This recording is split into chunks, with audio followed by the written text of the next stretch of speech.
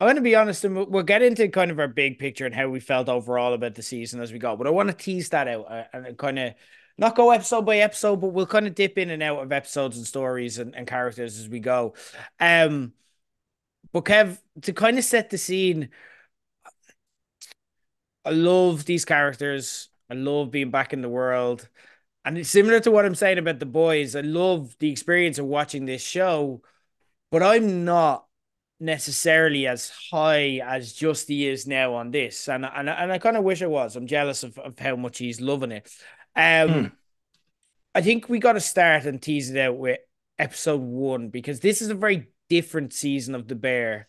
Regardless of how you feel, they swung here a lot and they kind of deviated from the formula we became known. And that was clear from the first episode, which at 37 minutes is probably the longest previously on I think I've ever watched. Because it pretty much looks that way. Now, obviously, they are original scenes, but it looks like they're a collection of both flashbacks and deleted scenes from previous scenes we've watched, Yeah. all kind of put together in a pot and kind of mashed into some kind of stew. Um, what were your thoughts on this? Because this kind of was a signal of intent from showrunner Christopher Storer that we're going to do what we want in this season, and it was a risk. Do you think it's something that paid off? Did you enjoy it? Did you appreciate it? How did this feel after waiting a year for this season? I didn't appreciate this episode till I finished the season. I think going Okay. back and looking at it now, having experienced the season and what the kind of I suppose the themes were, because a lot of the season kind of feels like it's him going back to his past and the different restaurants he worked in. And I guess season one is legit just kind of setting you up for all that. It's like a taster menu really for that, or your starter Mm. to kind of what you're kind of getting into. And I think if you go back and watch this episode now, having finished it, I bet you'll like it more. Oh, interesting. Interesting. And I must do that because I haven't And done that since. Because mm, again, we're trying to turn this around fairly quickly. But yeah, it was interesting. For me, but I it's do one of these things. I was Go just ahead. gonna say sorry. I do agree with a lot of your sentiment though that you've kind of set this up with a lot. But yeah, sorry, go I've no actual on. problem with this episode. I liked the balls of it, okay? But here's my thing, and I've said this before, kind of talking about projects in the show. If you're gonna do something like this, you have to be really confident in the end product. Do you know what I mean? Um, I'm like, you have take. I watched the episode and I'm like, oh, I don't know how I felt. I felt like I haven't got an experience in the bear that I was looking for. You know what I mean? I feel like I've watched like a really cool ad for the bear. And it set me up quite nicely, but I don't feel like I've got to spend time with the characters. The best thing about the bear is it feels like you're spending time, it feels like you know these characters. Like Justy says, you hear them arguing with each other and you want to jump in and you want to get your Mm. own little zingers in, or you want to kind of say, actually, no, you're wrong, he's right, shut the fuck up. It feels at times like a documentary almost in the way that they shoot it and how chaotic it is and how they capture that spirit and very real authentic vibe of a kitchen. Again, he says like having never worked in a kitchen in my life, never mind fine dining, but I feel like it's real in the same way. I'm like, I looked at The Wire and I'm like, yeah, that's how it is. That's how it is on the streets of Baltimore, let me tell you. My name is Jared. But I'm like, it feels authentic, and in this it didn't. Like there were times throughout this where they did a lot of different montages and they did a lot of different kind of throughout the Mm. season, and I was like, "Is this feels like a documentary, or it feels like a documentary at times telling the story of it." Whereas I'm like, I like the bear for being a real time hangout with my buds. And I avoided the bear for the longest time because I'm like, I'm not into food shows. It's just not my thing. I'm not a big Yeah. cook like myself. Um, and then I'm like, no, you like the characters and they're your friends and you want to hang out with them. And I didn't get to hang out with them here. So I was like, you better get it right. Now, then we move into episodes two and three, and they were more BAU. And I think they knew they're like, right, okay, we've taken a swing with episode one. Now we have to give them the banter episode where everyone's fighting with each other, and essentially that's all episode two was. And then you've got episode three, which is the they're in the kitchen, everything's intense, everything's stressful. This is what you know of the bear. What were your thoughts on this? Did this kind of set the scene more for you? Were you like, we're fucking back? Or what were your thoughts on this? Oh yeah, episode two for me felt like, well, we're back Mm. because and we're back in a really creative way where I think episode two could have been a play. It was Yeah, just all in the one room, all discussing the non-negotiables, which were fucking nuts to begin with, like as well. And the what was it, the running joke then as well, for every time anybody walked into the room was like, did he just have a stroke, or are you having a stroke, or I feel like I'm having a stroke with the lights. Yeah, it was, I feel like I'm having a stroke with the lights flash. And everybody kind of picking up on that as soon as I walk into the room. It was like really just, I feel like I need to watch that episode, even that one alone, a ton more times to pick up on absolutely everything from it. But yeah, to me, that was just genius to have it as nearly like a, yeah, just done like a play. yeah. An argument done like a play for 30 minutes. And as Justy was saying in the voicemail, of just the stress you're feeling from the entire thing. But it's really funny as well how they talk to each other. Yeah. Like it's abusive, but it's loving as well. And yeah, it's great. It's your I mates. really It's loved, like it's yeah. it's your mates, and what I like about the scripting of this, and what I feel like this show does as its best, and I am gonna, as you can tell from the way I'm setting up, there's gonna be some criticism for the bear here, which I'm not used to doing because this is season two is one of the best TV seasons that has ever been produced by, and like you may be talking top 10 all time. Um, but what I love about the bear is every character has their specific patter. So, like Carmi, when he's written, and there's one scene which they do this very well in season two. It's like Carmi and Nat in a restaurant, and like they're talking about four different subjects at once. And Carmi will like process that and then ask a question about something else. And then he'll come back to the previous thing. You know what I mean? Because Yeah. he's thinking while he's talking, he's trying to multitask. He's literally in his head, he is working on several different plates at once. And he's like, I'm just going to set that. And then I'm going to set this. I'm going to leave that for 2 seconds. I'm going to come back to that. And he talks like a chef. You know what I mean? Like preparing four different dishes at once. And I love it, and everyone has that, you know what I mean. Richie is very much like he flitters now between, he has this new side of him that's grown where he speaks in very healthy language and he speaks that, but he still has that fuck you like kind of approach as well. And but what I love about how they can script this is they can mash all of those different patterns into something that works. Sid is so distinctive in how she talks. Like she's very sarcastic, she's Yeah. very she can be insightful, but also she holds back her opinion a lot. She doesn't say, and then it gets upset when people don't realize how she feels, but she hasn't actually said how she feels at any stage. And then you go into kind of what they've set up about these characters and what we know about them in the they're caregivers who come sometimes from fucked up backgrounds, particularly Carmi. And they are the type of people who would put their own needs aside for other people. So they're not necessarily saying everything that's on the page. They're not saying how they feel. Sometimes they're saying the complete opposite how they feel because they're people pleasers and they feel they need to do that. So it's impressive whenever they have an episode like this. For me, episode two, and to a point, episode three as well. Like, I enjoyed it. Again, I'm hanging out with the guys again. Do you know what I Yeah. mean? But it's like, this isn't a 10 out of 10 night with the guys. This is just an average night with the guys in terms of episode two. You know, some nights where you're like, there are some nights you have with your mates where you go home and you're actually physically in pain from laughing. The banter is unreal. There's this, that, the other. It felt like it was, again, it was being a bit showy, but they just didn't have that legendary banter there. There's not one line that I can kind of quote from that episode. You know what I mean? There's not one line where I'm like, that's killer. That's like an all-timer. Um, That might be the pace of it though, a little bit as well, because it just yeah, went a million miles an hour, like from start to finish. yeah, And I think I totally get what you're saying though as well. I feel like you felt like you're back with your friends again, because I do feel like that as well. It's I adore just spending time with all these characters, and yeah. it's just the best. But like you said, Carmi and fucking and Richie and Sid, they're all showing traits that they had in season two, and nobody's kind of evolved or gotten better, and they're still the same. And you want them to have like grown a little bit since season two, and and they haven't. And I Yeah. think that's where part of the problem of this season actually might be as well. Yeah. Um, And is I think I know why as well, because I think season two was so good because every character in season two went through a journey.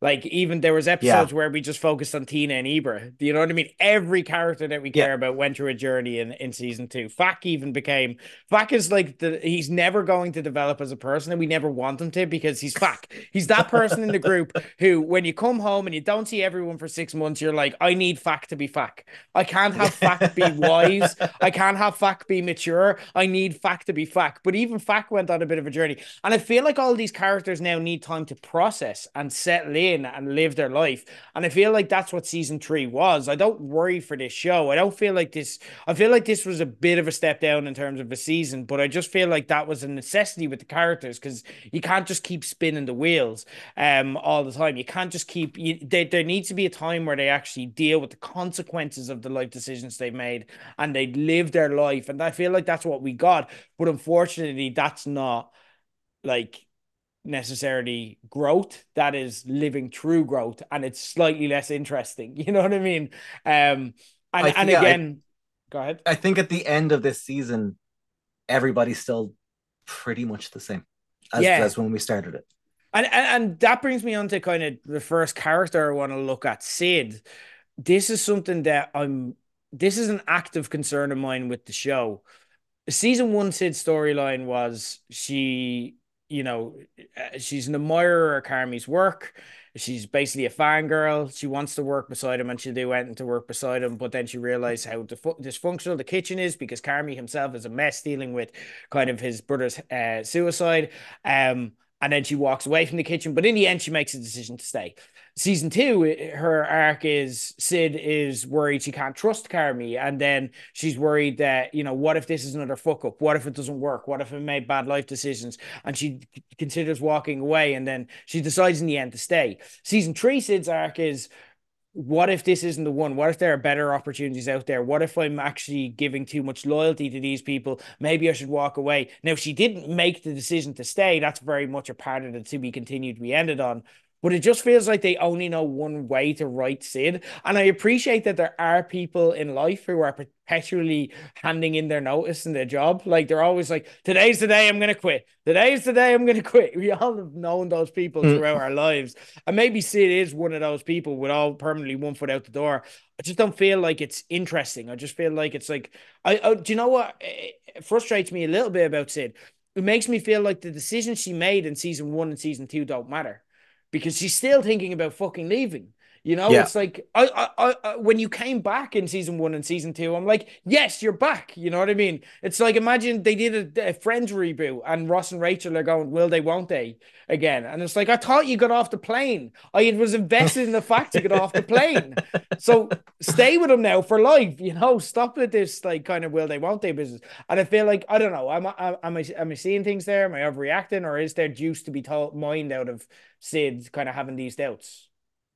Yeah, like I think Sid from seasons one and two, it annoys me that we never got to see this agreement that she never even talks about it with anyone Mm. about why are you so reluctant to sign this agreement even before she got the offer from the other restaurant. You're like, why are you still so reluctant about this?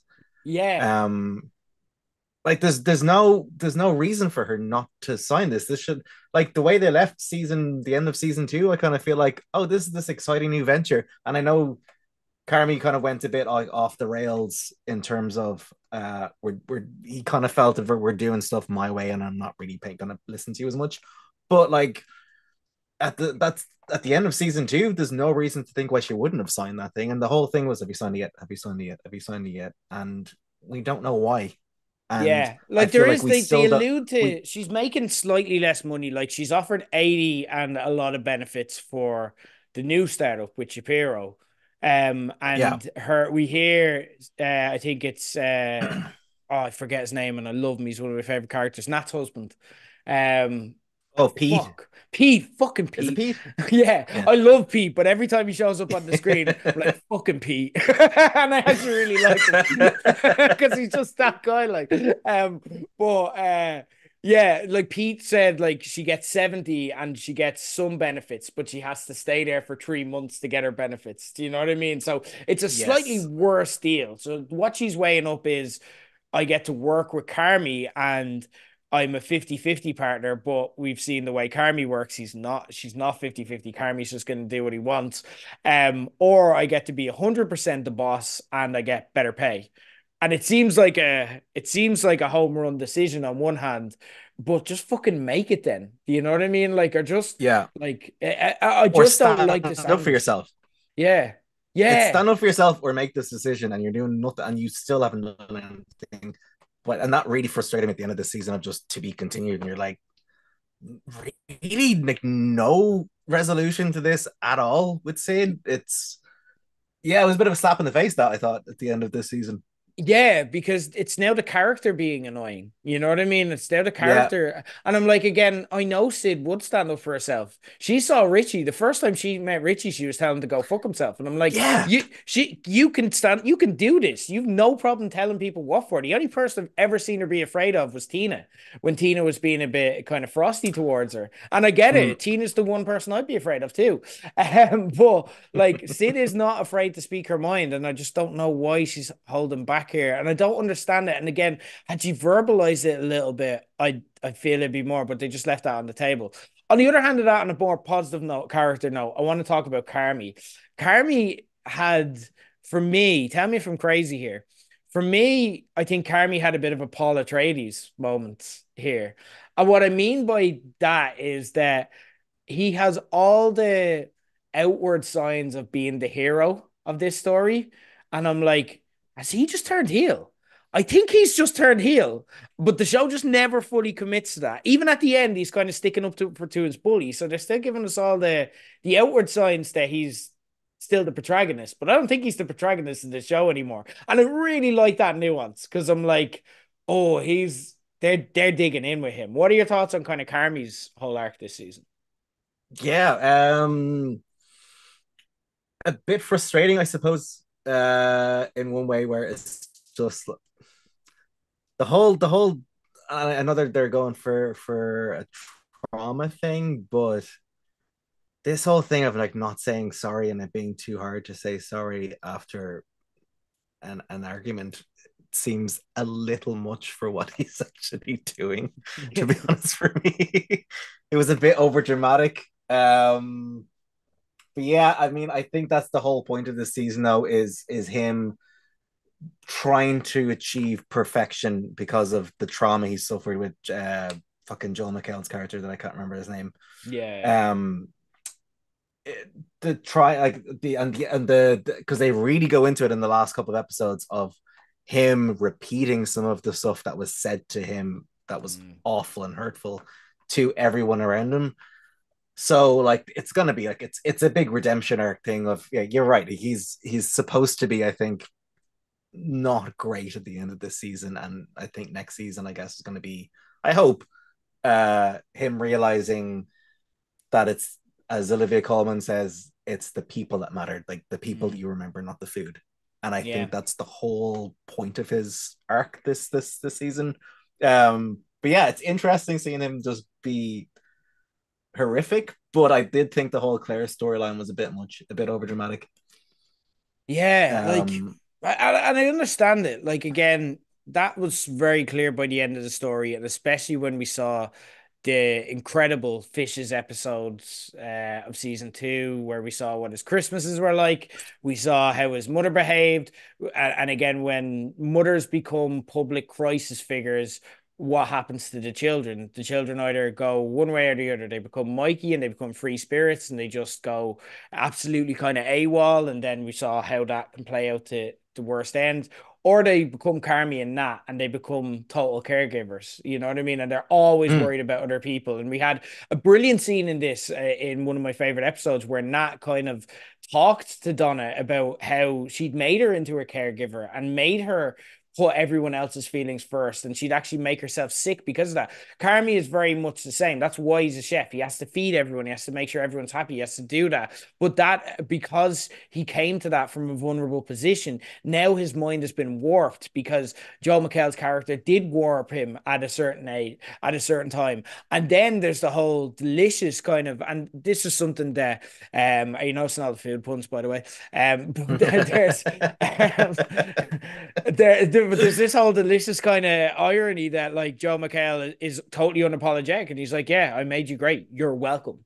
And Carmi knows that as well at the same time. He kind of knows that, oh, fuck, like you did make me great. That worked. And I want to be great and I want to be perfect. So it's about that. And maybe the loss of Sid would do that to him and make him evaluate, like the loss of Sid and Claire would make him evaluate that. I just wish the show kind of had the balls to see that story through by the end of this and didn't just leave it for season 4, because I Yeah, feel like there was something missing from this show, but all the pieces were there, it had all the ingredients, you might say, but then the taste was just lackluster in the end. I've um I have a theory about that. Go ahead. I do think seasons 3 and 4 was meant to be one season, and I feel like they've made them stretch it out. Yeah. I think with all the, and look, this is probably something you want to talk about maybe on a separate subject, but like I do think all of the fact comedy elements to this season felt very filler in a way, but I absolutely adored this filler. And I know it was 30% too much fact, but I still fucking loved it every time it was on there's screen. never too Like, much it fact. just made me happy. It just made There's me really happy. It did, like every time. let's It's so talk about wholesome. it. We have to talk about John Cena as Sammy Fack and introducing the concept of haunting, which every male friend group who watches The Bear will now be mimicking. Have you Yeah. thought about how you're going to haunt your friends and what creative ways you could do so? Because that's all I've thought about for the weekend. I'm not gonna um, lie. no, the one thing that I kept thinking about actually in this about John Cena's character is one of them says a line of you can never see where Sammy's coming from, or you can never see Sammy. I was like, nice Yeah. guys. But yeah, I haven't thought about how to haunt anybody yet, but I will. Because yeah, I do think this is going to be definitely a thing that will become a meme, and the more the like it hasn't even been out a week yet, but I think this will become a very big thing. But yeah, the fact brothers are just the best. They're so Yeah. good. They're so wholesome. Like even when they were in the hospital with Claire, it was just like a rom-com movie in the middle of a fucking season of The Bear. I love It you. was I love so you. but like sometimes I just yeah. You gotta go And it was home. just really wholesome and it was just lovely. Yeah. Claire Bear, he loves you. You're the peace. He says you're the peace. And she Which I think doesn't is know a what that means. That's what I love yeah. about it. She's like, you're just talking shy. But also she probably knows back and knows that somewhere that makes sense. I'm just not Yeah, there. yeah. Incredible. Cena as well. Like I just felt so like, do you know what? When I see John Cena in the likes of this and Peacemaker, I'm just like, I watched that fucker for 15 years in some of the worst like years of professional wrestling history. Why was he not this guy? I'm like, he is brilliant. I'd say we could still blame Vince McMahon for that. Yeah, yeah. Let's throw that on there. Let's throw that on the Yeah. steaming hot pile of things we're blaming Vince McMahon for. Yeah, it's sick though. Like he is fucking brilliant, perfect for this. He's And if you'd have hilarious. Yeah. told, the thing is, like, right, the Bear does a lot of great cameos, and actually this season they went from being just cameos into kind of, oh, they're actual characters. We're going to spend more time with. That's strange. But like what I loved about this was, if you'd have told me at the start John Cena is going to be a fack, I would have been like, "Fack off." I'm like, Yeah. but like it was perfect. He nailed it, and he shouldn't. He's jacked. Like that's not how we know the facts, but he is fucking brilliant at this.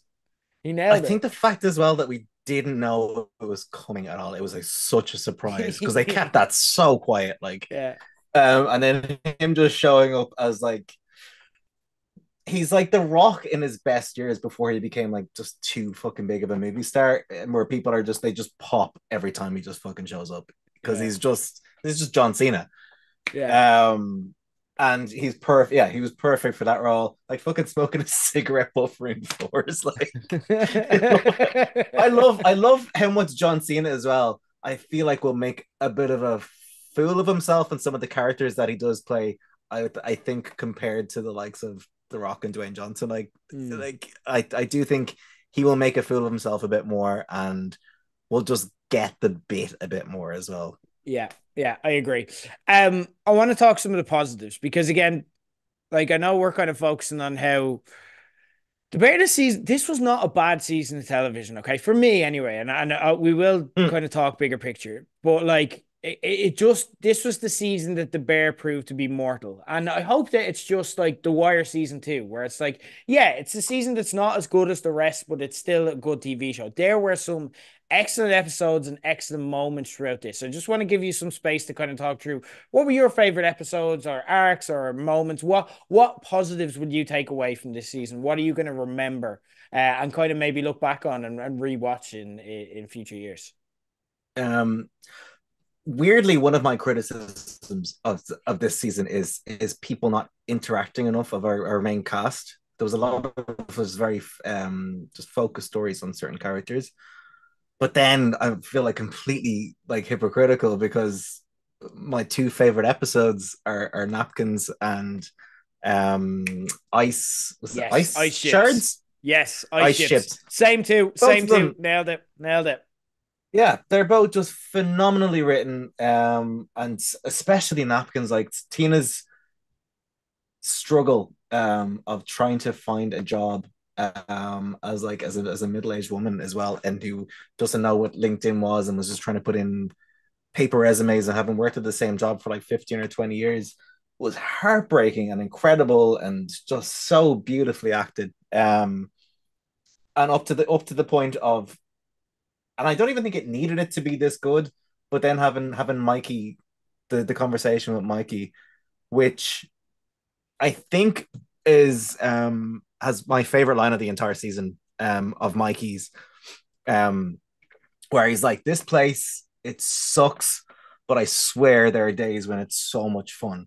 Mm. Like that is just so fucking relatable to every job I think I've ever been in. Yeah. Not the band or anything like that. That's just fun all the time. But Yeah, I like get you. every other job I've been in, like it's just yeah, the stays in this place really fucking sucks, but it's the people around you. And I think that's a big um it's like a big theme of this season, especially towards the end with Olivia Colman's speech as well. It's the people around you are gonna make you a better person. And um there was even a line in that legacy episode I think as well uh where Carmi kind of talks about I surround myself with people that are better than me, Mm. to always try and make yourself better. But yeah, the napkins episode for me was just absolute beauty, and it's the bear at its absolute best. Yeah, I cannot say that a season of TV wasn't great. And there are some major hot takes and overreactions out there because this season was less than perfect, which I feel the first two seasons, if they didn't achieve it, they came fucking close, you know? So let's caveat that with I don't think either of us think that this is a bad season, but we've just seen this do a lot better, you know. And I Mm, have some theories why, and I will get into that before we go. Um, but those two episodes nailed it for me, and I can never call these two episodes are like when a show can do episodes this high, it's like this show's peaks are maybe higher than any other show on television. You know, it can make me yeah. feel in ways that I didn't, and do so without doing much, while people are just acting normal.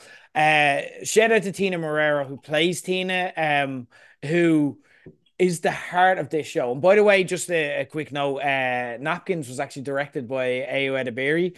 the first ever television episode, or she never directed a TV episode, she never directed a movie. Very first, knocked it out of the park. Incredible debut from Stop. Ireland's own That is Mayo unreal. Mary. Yeah. So um, Tina kind of emotionally play me like a fiddle, and I didn't realize that until season two. Do you remember the scene where she's in cookery school and they invite her to go out to karaoke, and she walks into the bar, and Yes. all of a sudden, this fiery, sassy kind of Latina housewife who kind of is the mom of her work and this kind of, huge personality. Now her body language, her shoulders start hunching up, and she starts just walking slowly and feeling nervous and like a kid who wants to be accepted. And I'm like, oh my fucking God, I have lived that moment so many times. You know what I mean? And it's Yeah. just so perfect. And then she gets up and she has the balls to sing. And then she's a really good singer and she's really humble about it. And I'm just like, she is a master. And like, she's starting to get used a lot more in different shows. And every time I see her get used when nice things happen, I'm like, yeah, Tina. I'm just like happy for her. Um, but she's so good at that character. I've never seen a character who play like Tina's deal is she projects loudly as a kind of defense mechanism, but really is a massive softy at heart. And I've never seen someone play that character that well. Um, like or like kind of even the soft moments are just so tender because of how hard her exterior shell is. Like, do you remember she got made sous chef by Sydney and she's just so happy with herself and she's just proud of herself? Or like she when like even moments like when she breaks down in this episode in Napkins, they absolutely shreds me. She just can play my emotions like a fiddle, like I said. I loved the scene where her and Mikey. This was phenomenal and a great payoff to a really, really good episode. And what I like about Mikey and how John Bernthal performs him is, I remember Carmi describing Mikey to, I think it might have been Marcus. Don't quote me on that.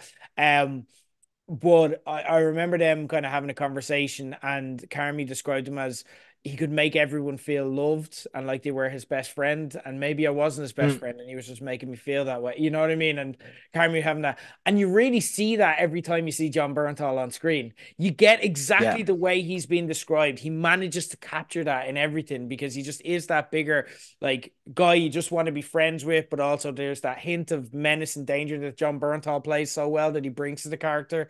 And more danger to himself than anyone else. He never seems like threatening or anything like that. He seems actually really nice and friendly.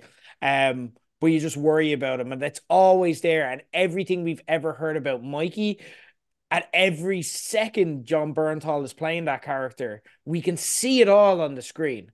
We Mm, see all the positives. We see all the warning signs. We see all the reasons everyone loved him so much and that he was able to be this larger than life figure. And he's able to just transport us to. So getting those two on screen and getting an extended scene, absolutely magical and perfect. Season episode 8 though as well. Ice Chips. So much love for this. So much love for this. People criticized Jamie Lee Curtis as Donna in and said that she was kind of overplaying it in Fishes last season. I totally disagree. I think she's phenomenal. I've known people, I've had people in my life who suffered from, if not the same afflictions as she has, probably very similar. And I'm like, she's nailed it. She has nailed it. She is yeah. perfect. She's over the top, but that's part of these people's characters. She's manic. She like will go into manic states and then she'll go into depressive states. She's probably bipolar and maybe might have some borderline in there as well. Um, and she nails it. She is fantastic. And her and Nat's relationship is so fantastic. And for this show to just be able to essentially do another play here and give us 40 minutes of those two in the same room was just a genius idea, a masterstroke, because they're both phenomenal. I love Nat instantly becoming a caregiver. Like as soon as Donna shows up, she's like, "Okay, calm down, slow down," and Nat's in labor, but she's trying to calm Donna. Yeah. She's too excited. I love the delicious detail around Nat's emergency contacts. I wrote it down. Pete, Sydney, Carmi, Marcus, Richie, Claire, Donna. And I'm like, that is fucking gold. That is, and you're right. You're right. And I'm glad Marcus is high in there because we don't see them being that close, but he's such a good emergency contact Yeah, that he deserves exactly. to be That's such high a up good the list. call. Yeah. I loved like the dialogue between them as well. Like you have your dad's ass. Like that was so Mm, weird, but so cute in a weird way. And yeah, that should be maybe traumatized. Like it's kind of your mother just molested you, but also like, ah, you're having a moment, I think. But also like where it's like, I'm not gonna make you throw up. Giving birth is gonna make you throw up. Like incredible, incredible stuff. Absolute magic. There were some other moments of magic here, and just little moments as well. Marcus's eulogy, you knew that was going to shred you. It lived up to it. Marcus is one of those characters where if he's ever emotional, he's just going to break us because he's just such a nice guy. Richie talking to Nat about if it's weird that he's around Evie, if he should just kind of step out of the picture. So relatable and real. And again, not something that I've ever like felt in my life or been in that situation. But I imagine if you have been in a similar situation to yeah. Richie, he's probably it's felt like he was voicing concerns that don't get talked about much and really eloquently in a very Richie way. Um, I do think that that scene between him and Sugar was fucking beautiful. Like, yeah, um, especially when she asked about when he goes off with Mikey when his partner is going into labor and he's like he went off with Mikey the night before and she just asked was it fun and he can't even fucking speak, he just starts crying because and then you're like this is another side like to Mikey, you're like you know it was fun, you yeah, know how yeah. good it was just by just that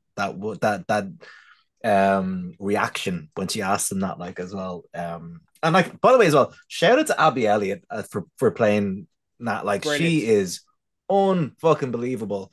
Like I remember seeing her on Saturday Night Live about 10 years ago and she was great on that and she was like cut after a season or two, and I'm so happy that she's gotten to play this and people can actually see how good she is now as well on the show because she's like knocked it out of the park every single season. I love her character in it. She's brilliant. The way she talks May to her relationships to everyone. Yeah. maybe season three MVP. Maybe she's definitely in the mix. Potentially, yeah, yeah, potentially, yeah. Yeah, yeah. Um, yeah, that's a good shout, actually. Yeah. I love Season her three MVP character. for sure. I'll always remember It season two. Again, I'm going back to season two because season two was a perfect season of television. But it's like, I'm going to tell mom. I'm going to tell mom. Mom! I just always think of it. I always and how she became mom. And we literally saw her become mom yeah. here. And that episode 8, and just I could talk about it for an hour in itself, but just go and watch it if you haven't already. Why you listen to this if you haven't watched it, you weirdo? But anyway, so there were high heights for this series, and this series showed us sometimes where you're like, yes, the bear, that's the show I want. Um, but then there were frustrating moments as well, and the finale for me was one of those frustrating moments. Not because it was a bad Mm, episode of television, there was a lot of good in there, but it's just like we've again shows kind of have a vibe, and we know what to expect from finales. We know Game of Thrones or House of the Dragon now. The biggest stuff isn't going to happen in the finale. The finale is going to be a mop up and a setup for the next season. The Bear had kind of set it up where our expectations are. This is where all the big shit happens. For me, I found the finale really frustrating, and there was a couple of parts to that. First off, like there's a lot of stuff that I felt they touched on that they didn't pay off. And again, just not having Sid make a decision at least and leaving that on yeah. it to be continued is like, it's not a big enough deal for that. Whatever about the review, I could live with that. Like that's fine. But I think it's going to get a good review. I think, when we saw that kind of shot, and another thing I want to shout out, just a slight tangent. I like how this show is in its perfect position on Disney Plus or FX because it's the perfectly bingeable, streamable show. Because there's so many details on screen that I found myself constantly having to pause. Like, do you remember Yeah. that scene where Carmi was having flashes of the reviews and the negative reviews? And you can tell that the real reviews are the positive ones, and the negative ones are the ones that are in our head. So I feel like that's not a massive cliffhanger. I think they're going to get a great review. I think that's what's happening. They're not just shutting Ooh, down the bear. I have Okay. a different thought on that. Okay, go Yeah. for it. Go for it. I think, and this is weirdly, this is going to be weirdly like pretentious art.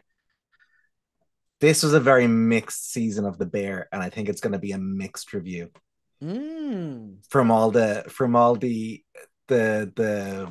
language that we saw. And I know you're absolutely right though as well. If we only just see the negatives and probably the good bits are the actual what's really happening. I think it's going to be a mediocre review because it's probably going to be give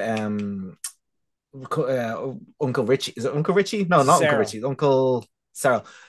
I think it's going to leave him in a weird position at the start of next season of like, do I pull the plug on this or not? I want if it's not a bad review, but it's not a good review either. Mm, And I think it's going to be mixed. I think it is actually what actually happened, and I think it's going to be a mixed review. And I think it's going to be like you need something for next season for them to kind of go from mediocre to phenomenal. And I yeah. think you need that arc because that's like that was my big worry of this season of like, okay, you're the restaurant's opened. What's going to be your arc this season? Because the best part about season two for me was like the every episode opened with like so many days to go before opening, and you're like, oh Mm, my god, then it's gonna say it's counting down, it's counting down. But when you get there, it's like Christmas Day.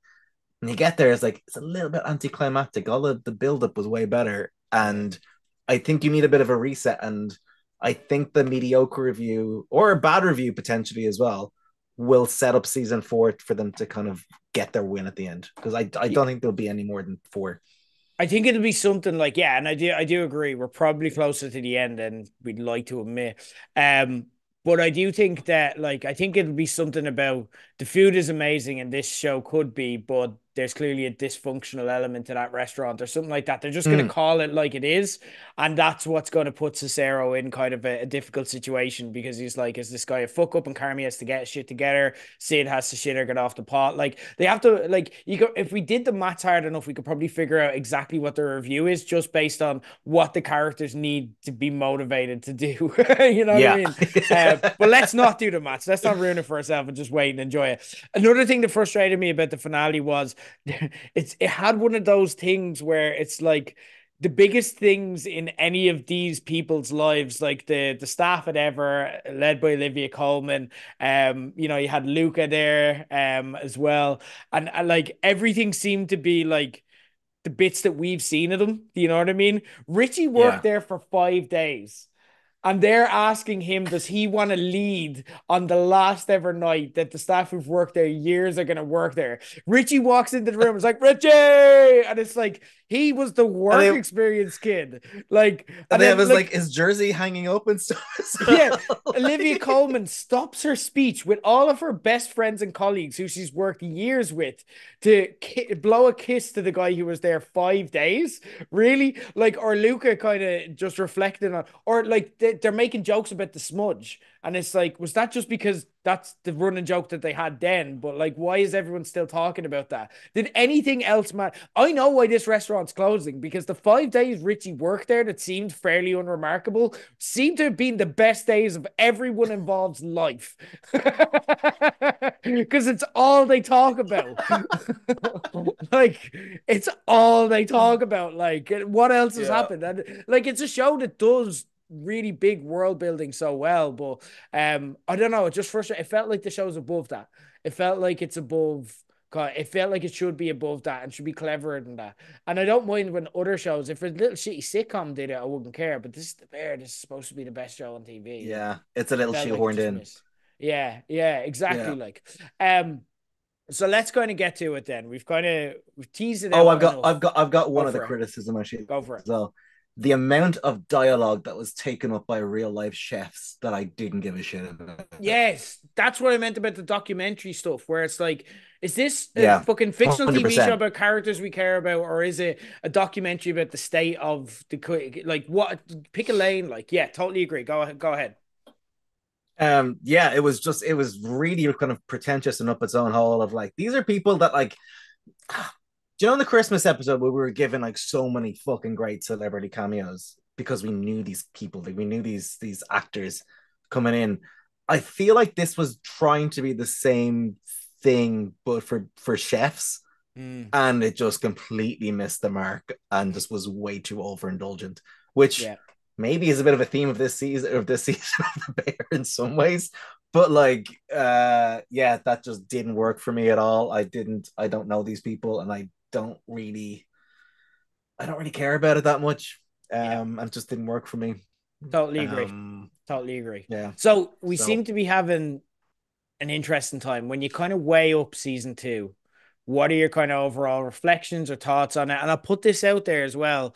Um, Rotten Tomatoes, the scores are in. And just for context, because people will often choose to believe the internet and reviews if it tells them what they want to hear. But if it tells them what they don't want to hear, they'll say, "Oh, the internet says anything like." So, for reference, Rotten Tomatoes rated season one of this 92%, and season two of the Bear 99%. They're the audience scores. The audience score for Hmm. season three is 59%. That is a massive drop off. So, what are your thoughts on that? And what are your overall thoughts on season three of the Bear? Um, I think 59% is fair at the moment, but sorry, I've written a couple of notes down that like and Go I was for it. like watching this and on the bus today. But like I think it was just my overall thoughts on the season was I really liked it overall. Um, and I think the more I sit with it, the more I'll probably appreciate it. Mm, Um, because it focused on certain characters that I really, really loved. And I think the stories it told with those individual characters like when they did tell them were phenomenal. But I think um like it was following seasons one and two, which were like insanely high bars. And I do think that like I just think that the season it swung it and it just didn't quite hit what it wanted to. I do think it suffered from potentially being um a season that was stretched into two seasons. mm, I think that's fairly apparent. Um, and I think overall, what I get from this season is it's about legacy, which is one of my favorite episodes of what you're going to leave behind, and I guess people as well, and the people are what matter most, and forgiveness in a way as well, because like that entire Ice Chips episode was just Donna or yeah, forget like forgiving. Um, I just show yeah, sorry, yeah, Abby or yeah, Sugar and her mother's just reconciliation and forgiveness and even Carm at the end of this last episode when he's like I've so much I want to say to you but I don't know what it is after fuck you and him just realizing oh shit he I've put so much energy into hating this guy and he doesn't care and he doesn't matter and I think it's all about like yeah forgiveness really but it's hit and miss, and I think we will appreciate it with season four more. I think when season four comes out, and I hope to fucking god it's like unreal and it pays off a lot of this season. I think we will look back on this season a bit more fondly. yeah.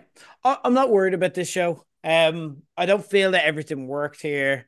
Um, I think there are valid criticisms that can be aimed on it, but I'm not freaking out because that gets the quickest clicks. Like I think there are some people that are like, claiming this show to have lost or anything. I feel like it has a couple of things that, they need to kind of take notes on. I feel like it's a show that kind of started to believe its own hype a little bit and started to see itself as the best show in the world and kind of thought that they could just take risks and took a bit too many risks this season. But the highs are still high and I agree with you in that it'll age better. I think part of what's disappointing us is that our expectations haven't been met more than the show being bad, if that makes sense. Mm. They didn't perform the way it is. It's like if you support Man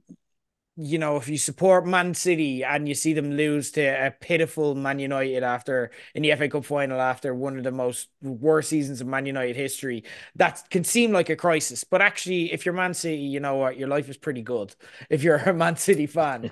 Um, and that's probably where we're at. It just feel the perspective is what's throwing us off. And actually, a weird thing, and I know you appreciate this show, so you'll like this metaphor, but I'll explain it for anyone listening who doesn't.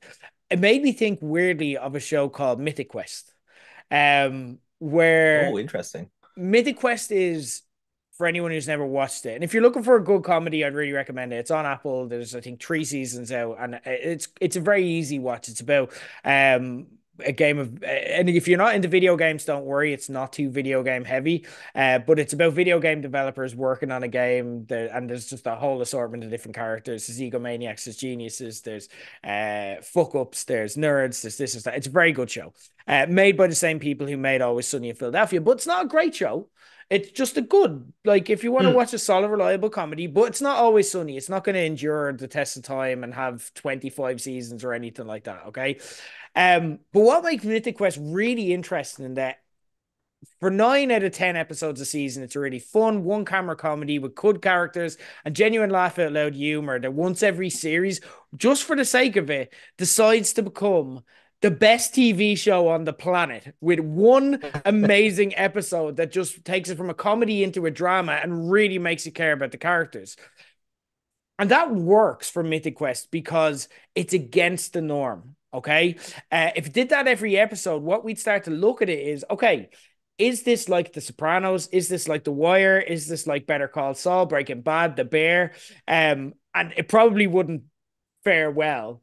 But because its perspective is against this like shitty kind of normal run of the mill comedy, when they get amazing, it's really amazing. You know what I mean? Yeah.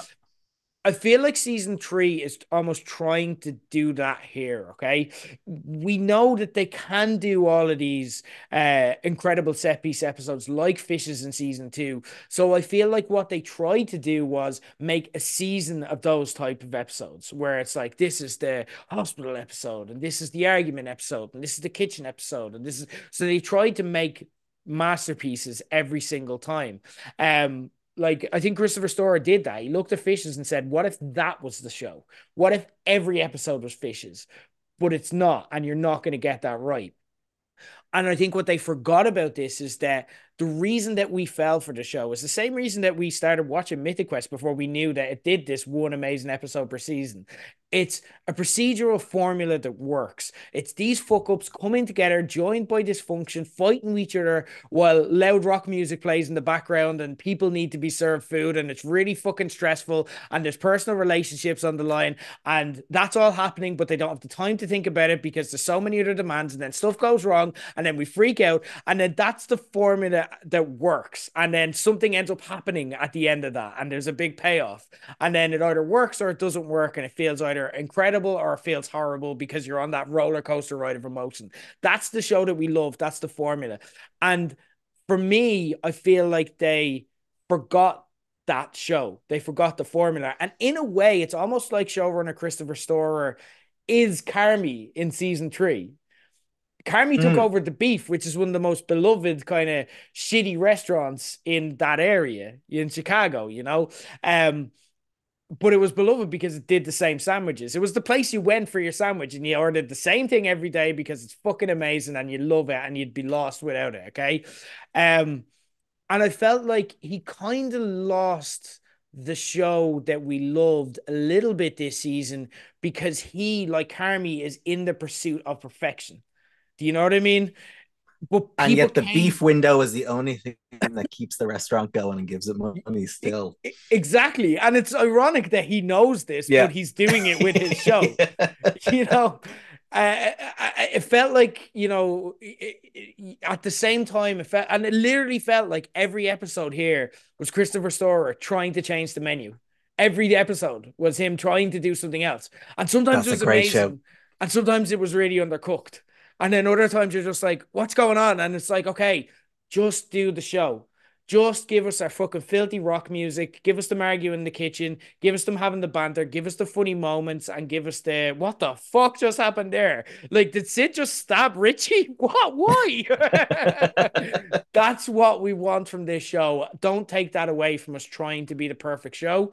Give us a filthy, greasy fucking sandwich because that's the thing we fell in love with the show for. And give us some growth. I don't Yeah. feel like anybody developed at all this season. Yeah. Yeah. I And I think don't think every they could. I don't think they could because I feel like they had to all take a beat after everything they went through in season two. But as the yeah. showrunner, you're supposed to go, we're going to do this and this and this with Carmi, Sid, and Richie, and they're going to chill out in the next season. But that's when we bring up Tina and Marcus and blah. But they did everything in season two. So all the characters were just fucking emotionally wiped and just needed a Yeah. fucking minute. You know what I mean? And the only person who really had a big moment in this season was Nat. And it really fucking worked when she did. She became a mother.